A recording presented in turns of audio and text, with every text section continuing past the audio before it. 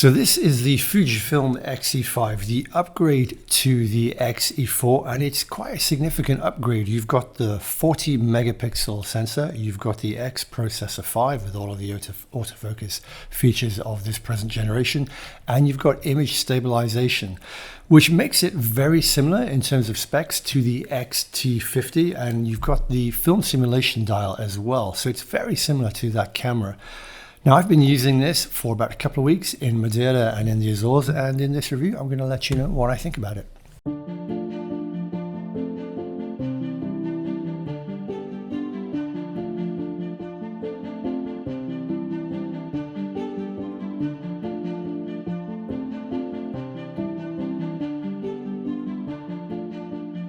So the camera looks lovely. It is a really nice design. I really like the shape of it. I've always had a soft spot for these rangefinder cameras, and I really did like the design of the X-E4.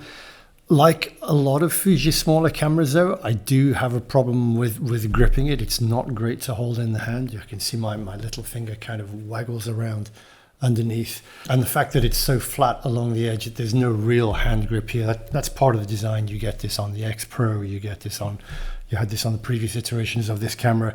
It's just part of the rangefinder styling, but it doesn't really feel as good in the hand as something like the XS20 or the X-T5. I do find that I really like the layout of the exposure dials. I use the X-T5 a lot, and everything is pretty much the same on that camera as on this camera. At the front, you've got a dial beneath your finger here. This is for the ISO because there's no ISO dial here, but you can just press it in and it will also change the aperture if you're using a lens that doesn't have an aperture ring. You've got the shutter dial on the top, which I have almost always set to T, and then the dial at the back here, which will control the shutter speed.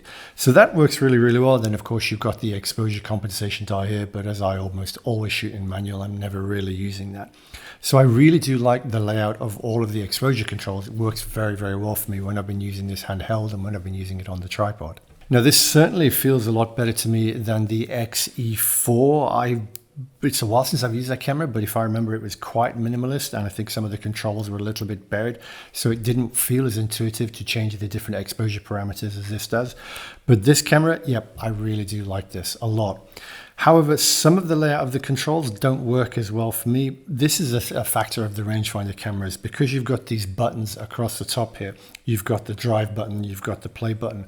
What I find is if I try to operate those with my other hand and I reach across, my hand is going to go across the sensor of the EVF, and that's going to shut off the screen. So if I want to press the drive button, if I want to press the play button, by doing it with my left hand, I'm shutting off the screen and the screen goes blank and I can't see it. You don't get that on the SLR style cameras like the X-T5 or the X-T50, because the viewfinder and the sensor sit raised above, and here in the middle, it's only on the rangefinder style cameras.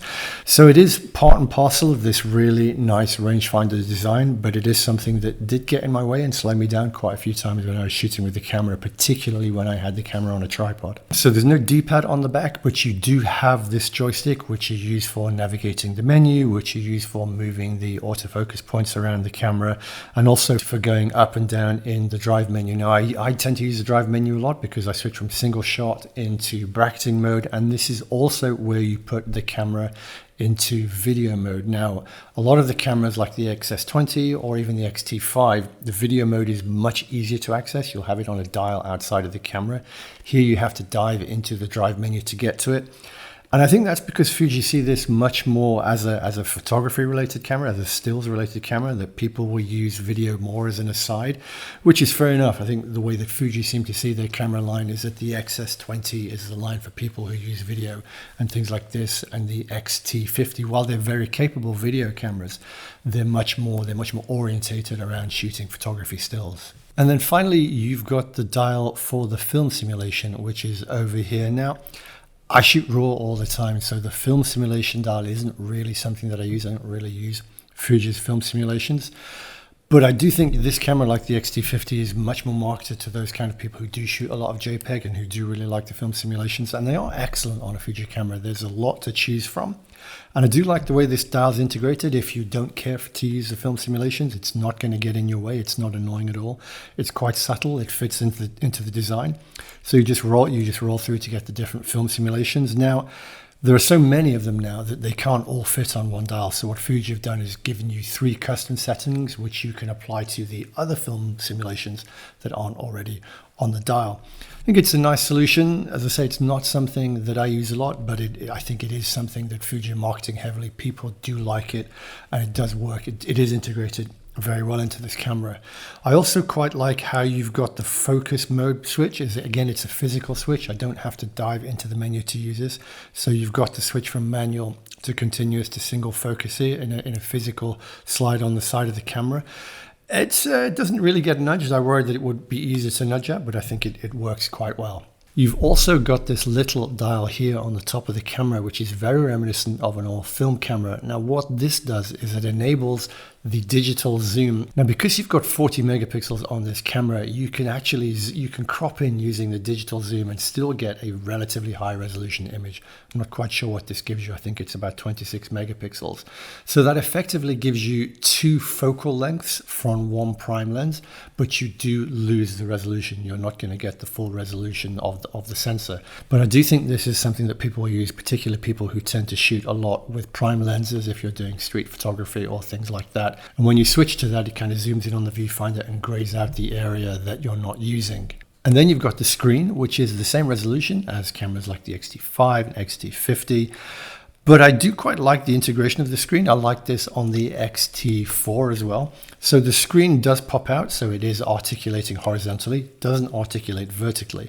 But what you can do is pop the screen over the top like that, which makes it really great if you want to use it for doing selfies, if you want to use it for recording video, like I'm using the camera here. So I do think this is a really nice solution that works very well with rangefinder cameras because they're flat along the top. And then the EVF, no real difference here between the X-E4 or the X-T5. It is a little bit small if you're used to using a camera like the X-H2 or the X-T5. It does feel quite small, but again, it's something that you get used to. It's not really a deal breaker, and you do expect it in these cameras, which are a step down from Fuji's higher end cameras. Now, in terms of the build quality, this does feel very well, very solidly made, and it feels like a bit of a step up from some of the cameras that Fuji have previously put out, things like the XS20. It feels a bit of a step up from a camera from the X-E4. It feels more sturdily made, a little bit more solid. There's a lot more. It feels very, very metal. The buttons and dials all feel bigger and easier to press. The screen's really nice.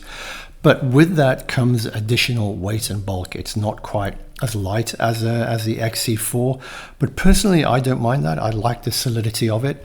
It's not classed really as weather sealed, but I've used this in quite a lot of bad weather, in spray, in rain and mist and stuff like that.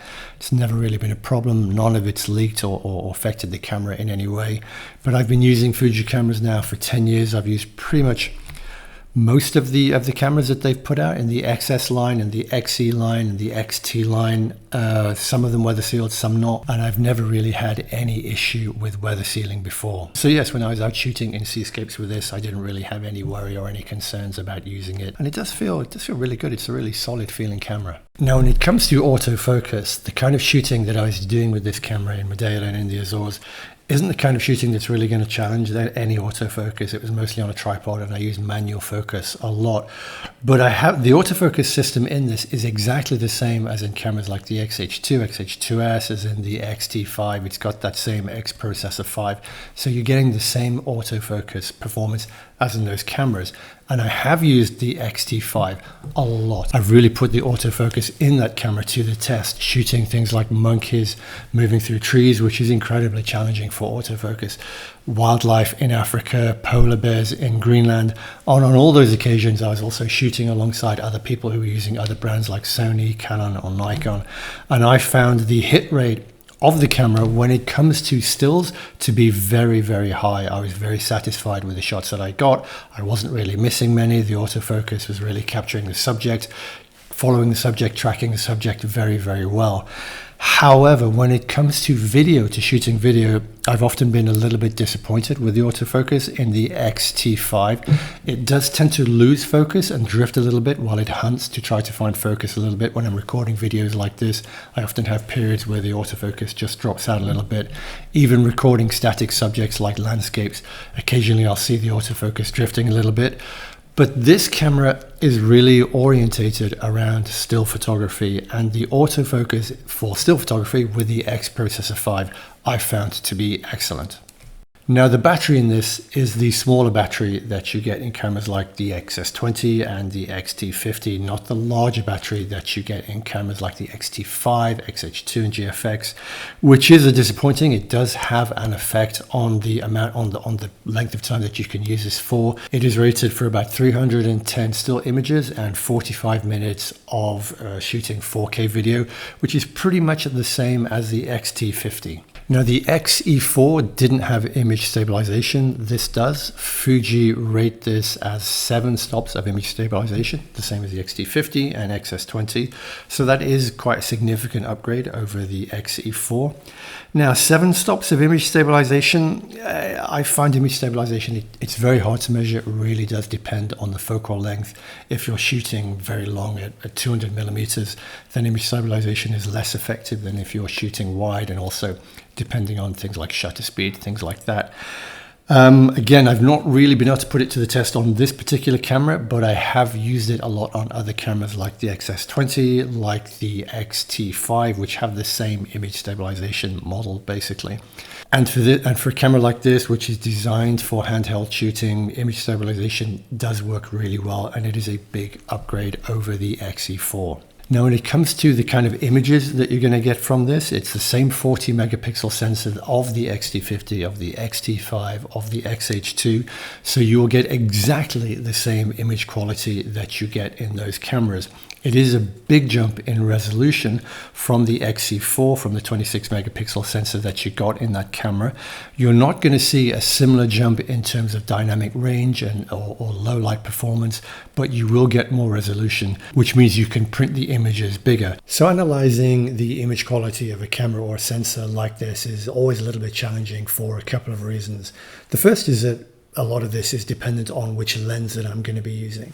And secondly, you're going to be seeing a video that's been compressed down to 4K and then rendered and then compressed for internet upload. So it's very hard to get an accurate idea of what the sensor is capable. But anyway, here we go. This is an image shot with the 16-50, which is the new kit lens that Fuji provide with quite a few cameras, and is marked as being capable as resolving all 40 megapixels that you get in the sensor. So you can zoom in here and have a look at the kind of detail that you get, because really that's what you're looking at with the sensors. How much detail is it going to resolve? I think if we just go over here, you can see that it's 7,700 pixels along the longest edge. That really means you've got a native print size of about 75 centimeters along the longest edge at 100 pixels per centimeter. So you can get really good size prints out of this, and you can really, if you really want to dive in deep, you can punch in quite deep into the image. This is at 200%. You can see that the image does start to break down a little bit here, but that's really what you're looking at when you want a larger sensor. I think it's also worthwhile looking at one of the older lenses in the Fuji lineup that Fuji don't class as being capable of resolving all of the resolution on the 40 megapixel sensor. Now, this doesn't mean it doesn't work. It doesn't mean that you can't use it. What Fuji mean by that is that it's not going to render every single one of the pixels. So you're not going to get as good an image with that lens as you would with one of the lenses that is kind of marked as being capable of shooting with the 40 megapixels.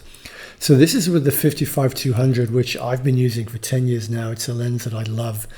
You can see that there is a little bit of softness in the trees here, but it's really not bad. So if you're going to be using it, I think particularly if you look around this building here, there's quite a good bit of detail there. This isn't one of Fuji's expensive lenses. It's not one of the red band lenses. So it's never going to be perfect, but it is very capable. Here's another image shot with it, and this again is at 100%. And you can see it is quite capable of producing quite a lot of detail. So if you're thinking of getting this camera, if you're thinking of upgrading from something like the X-E4 or one of the cameras with the 26 megapixel sensors and worried what it's going to perform, how it's going to perform, I've been using this 40 megapixel sensor on the X-T5 and on this camera, and I don't mind which lens that I use. I don't think that it's something that you really need to worry about too much. You can see the detail down here on this fence post is absolutely fine. Now, one of the things about high resolution sensors is because the pixel density is so much higher, you can lose a little bit at higher ISOs. So I want to have a look at some higher ISO images that I've taken with this sensor. Now, I didn't really have an opportunity in the Azores to shoot high ISO images. This is with the X-T5, which has the exact same sensor. You'll see the same results. It's just to give you an idea of the level of noise that you'll get.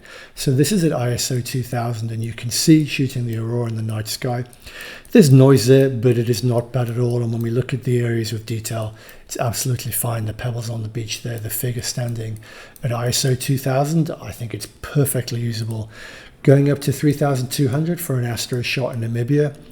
Again, the details in the lit area, like this tree, we were light painting on the tree, are absolutely great. I think in the stars, you can see there is noise coming between the stars, but it is still very, very acceptable. But when we start to go down here into the deep shadows, then you start to see that the detail and the resolution does break up around the grass.